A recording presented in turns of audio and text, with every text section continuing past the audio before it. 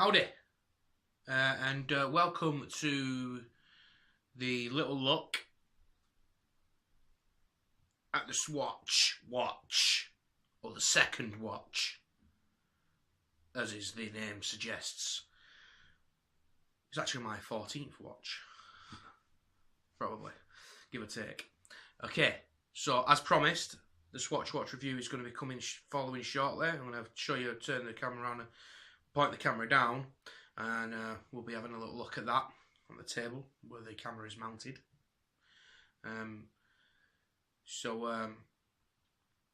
Yeah, Swatch. Wanted to swatch Chamon, brother. Got one glove on. Reason for that is that it's made out of stainless steel, polished stainless steel. Which is, if anyone's, have you ever owned a piece of polished stainless steel? Anything that's polished stainless steel picks up, unlike a piece of chrome, picks up fingerprints like glass. It's the only thing I can think that probably picks up fingerprints worse than stainless steel. And not all glass does. So we're going to be doing a little look. I'm going to take a look at this, not a review. It's an old watch. It's over 12 months old now. It's one that I've looked at before. Never been a massive fan of Swatch. Not really a fan of the company as such either, really. They're a Swiss, entirely, you know, it's 100% Swiss-made watch, that. ETA movement, essentially. The founders of the company. Obviously, a lot of you will probably already know that, you know, it was Swatch were founded in 1983, and it was in response to the quartz crisis, as they called it, a quartz crisis. The quartz crisis was only in Switzerland. It was only in the factories of the Swiss movements. I'll tell you what though, I'm a big fan. I've never owned a Seiko yet. I have actually owned a Seiko. I owned a Seiko Kinetic for a while, and it didn't work out because it wouldn't hold a charge. So I brought it back. I spent a lot of money on that, and I brought it back. But I'll tell you what Swatch did for me. Swatch highlighted. They kind of, for me personally, what they did was they highlighted how good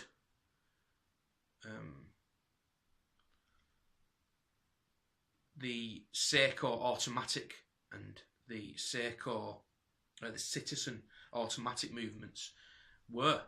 You know, for me,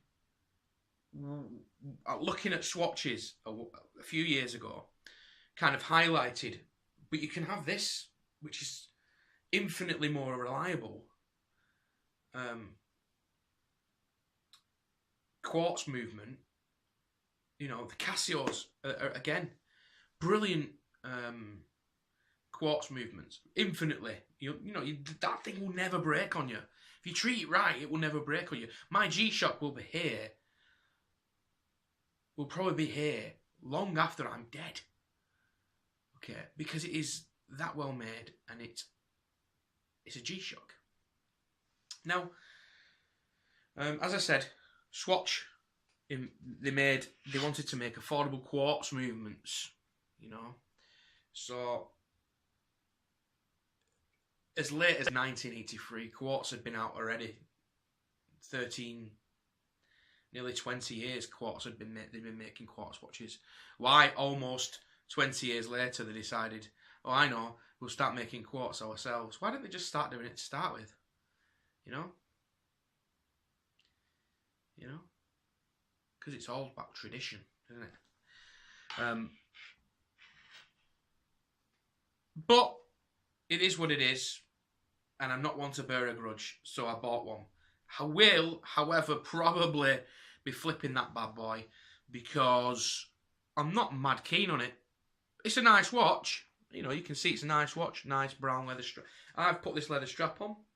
It's a very nice leather strap. Got it for, I think it was 11 quid for the strap. A couple of new pins in there, because obviously I bought this for £26 without so much as a bracelet in sight. Didn't come with a bracelet originally because it's the System51 Earth. I think they do different things as earth, air, wind, windy pops and fire, something. I don't know. You'll have to look that bit up. I didn't actually get too in depth in that. But it's a really nice watch. A lovely sunburst dial. So anyway, without further ado, there's a little bit of history there for you, a little bit of a history lesson. Swatch watch, not that old. Younger than me. And I'm a vintage kind of guy. It's completely unserviceable, this as well. You've got to rip it all apart to service it. You've got to destroy it to service it. Which is, if I was servicing it, it probably would get destroyed anyway. So without further ado, I will say Shamon and have a little look at this.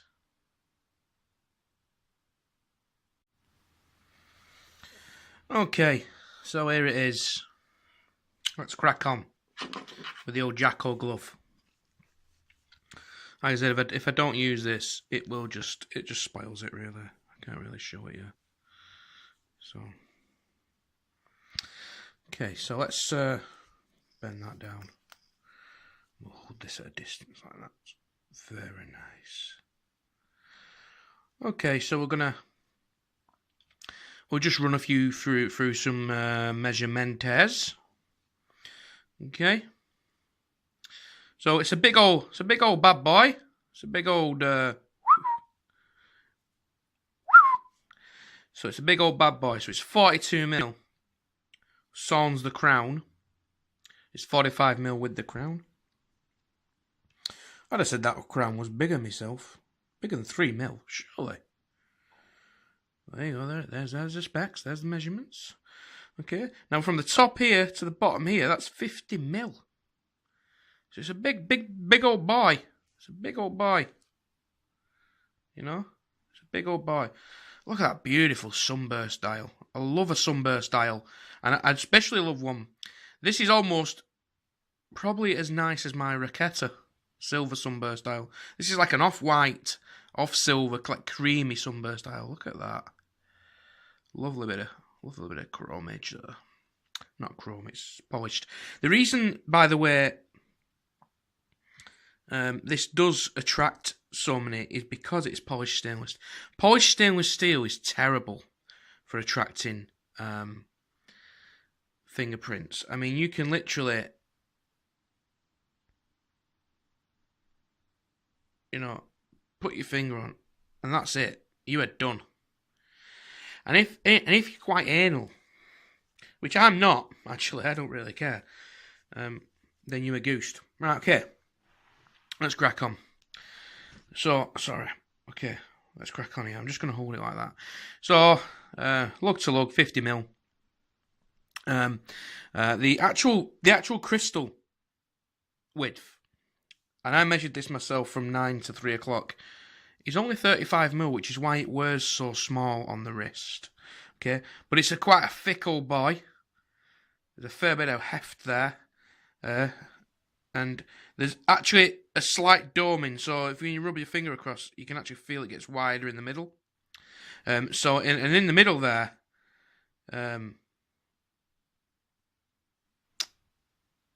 is about 12mm, and then it thins out at the edge to about 11mm. So it's a big old boy, but it wears quite small, which is nice. Okay. Now let's flip it over. This is the pièce de résistance. The reason I bought this Swatch call this. They call this thing. What do they call this thing? They call it peripheral bidirectional rotor. I think they call it. Yeah, the peripheral bidirectional rotor. Now it does travel both ways. Doesn't do something both ways, unfortunately. So it only, you'll notice that it's only moving the winder in one direction. Lovely little thing all the same. I wouldn't have, you know, I'd rather had, you know what I'd rather have had? I'd rather have had just a nice bit of polished Bit of polishing going on there. However, you know, it still is. It's 100% Swiss made, this thing. You can see there the reason that, as I mentioned earlier, I got it cheap because of the crack. You can see that crack there. You can just see there, I put a telephone screen protector. A piece of telephone screen protector on it. It's just to keep my sweat from getting in there. I'll probably flip this and sell this, you know, because I'm not mad keen on swatches. I just really like this design, but I was never fond of the plastic ones. Okay, so this is 100% Swiss made. The one thing I do like about Swatch is that they're quite innovative, and you know, this is the first mechanical movement. It's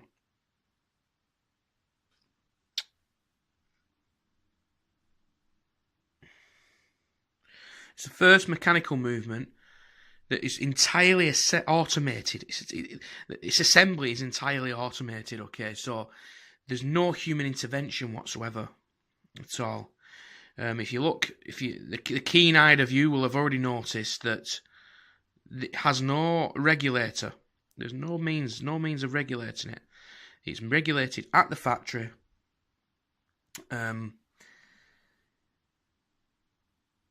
It's made entirely of an anti-magnetic kind of material, which basically the metal that it's made out of is totally anti-magnetic. It's made out of zinc, brass, and something else. Magnesium alloy, I think. I'm not sure. I might be wrong. Completely just the cheapest kind of metals you can possibly find. And what they do is they make it anti-magnetic. Then it never needs regulating. You know, so it's regulated at the factory, and they use lasers to kind of shave bits off this balance wheel, and sort of time it in the factory, and that's how it keeps time. And then that's how it's regulated actually in the factory by a machine. I'm sure at some point, once it's come out, it must be checked by a human. I'm not sure. I don't know. Maybe they really do trust the machines that much. So this is actually hermetically sealed. So this is actually glued down. You can't... I think there are people who will open this case back up for you. And what they do is they take the mechanism out and they give it all a good clean. And then they glue a new one on for you. And they give it a nice oiling. I'm sure there is people who do that. But yeah, just maybe even Swatch. I'm sure I've read somewhere that this one is serviceable. But the original ones were made to be unserviceable. Or should I say, service-free. Because they're permanently sealed. Now, Swatch give +5 to -5 per day. I'm going to show you what I've got just here. As you can see, it's roughly in there. And if I wear it, it goes down to 2. Plus or minus 2 seconds a day. I can't remember which one it is, but when it's worn, it is less. Okay.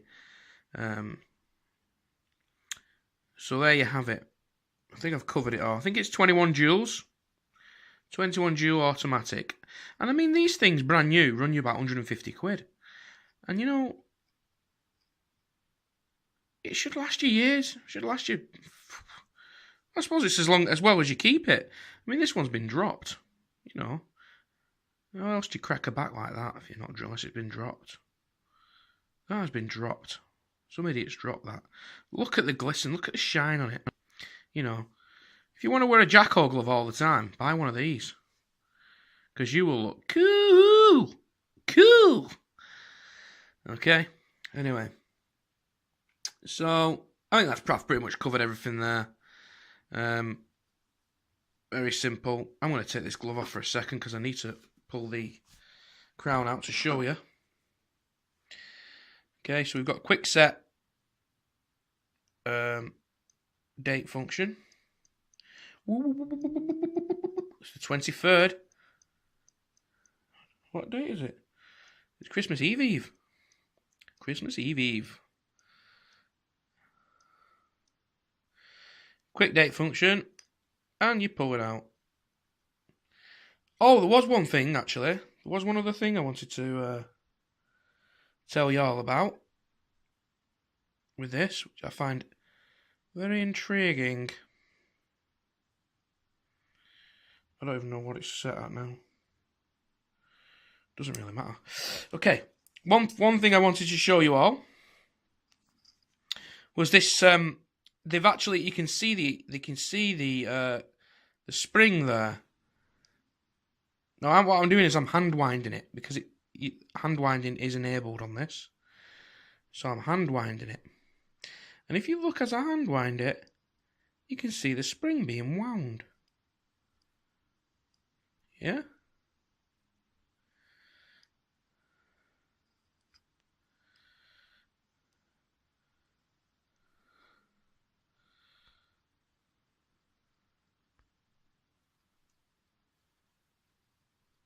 Come on. Come on, buddy boy. So there you go. It's actually probably fully wound now because I've actually... Which brings me on to it's fully wound. So it's slipping. So what happens is once it gets to fully wound, the spring will just move around with it. So, what do I think of it? Well, I love it. I like the way it looks. I like the way it keeps time. I love the rotor at the back. You know, if you've got that next to the sink whilst washing up, people might pick it up. Wow, look at that. It's cool, excuse me. It's cool. Not sure about this patination on it. Could have done without that. I think I'd rather just see a little bit of just normal metal, really. Maybe try and polish up that metal as well as they can. Okay, but on the wrist, it looks nice. Trying to do this as shortly as possible, but you know.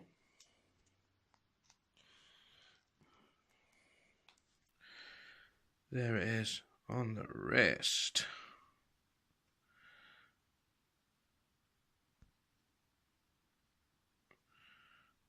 There it is. As I said, this was purchased by me without the strap. The strap is an aftermarket strap. I got this because the actual buckle of the strap matches the face, the colour of the face. It's got like a sheen to it. I don't think you can see it in this. It's got like a sheen to it, almost like a metallic sheen. And it matches the face, if you look. Pink, pink, pink, pink. It would originally have just had a nice buckle on it, I think, just a normal chrome buckle, just like that. But I like the idea of matching the face to the thing. One other thing. How noisy is that rotor? Okay, so that's that. Thanks very much for watching. Have a very Merry Christmas.